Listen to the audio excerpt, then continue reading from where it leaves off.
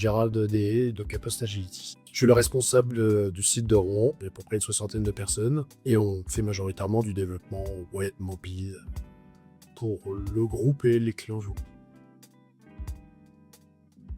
Déjà, d'essayer de partager, de prendre des avis sur personne, de défricher un petit peu le terrain avant d'embêter tout le monde, évidemment, mais d'essayer d'utiliser un peu la force collective pour la réflexion. Je pense qu'en général, les développeurs seniors, donc ils ont une certaine expertise, mais que parfois ils sont peut-être un peu enterrés dans des projets ou produits ou entreprises et ils sont pas forcément à jour en termes de technologie. Et la difficulté pour eux, en sens, c'est que souvent quand on est senior, on a un peu d'âge et peut-être même si toujours intéressé ou même motivé, pas nécessairement le temps de faire de la veille aussi bien qu'un junior. Et parfois, on voit des gens sur le marché qui sont assez chers et qui, sur le CV, ça va pas par rapport à ce qu'ils veulent. En fait, pour moi, c'est trop cher ou ça m'intéresse pas, en fait.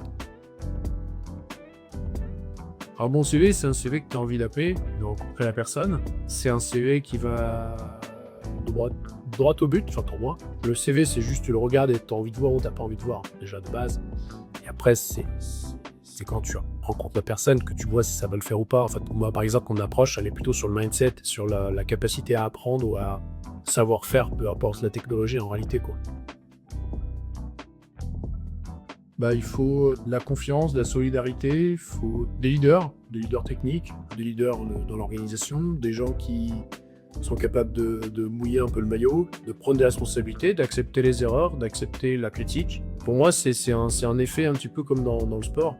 Dans une équipe de sport collectif, chacun a ses qualités, ses défauts, il faut composer.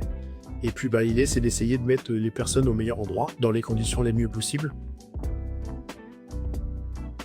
J'ai envie de dire qu'il y a des bons partout, mais effectivement, il faut les trouver. Nous, les inconvénients qu'on a eus, c'était justement d'identifier les bons.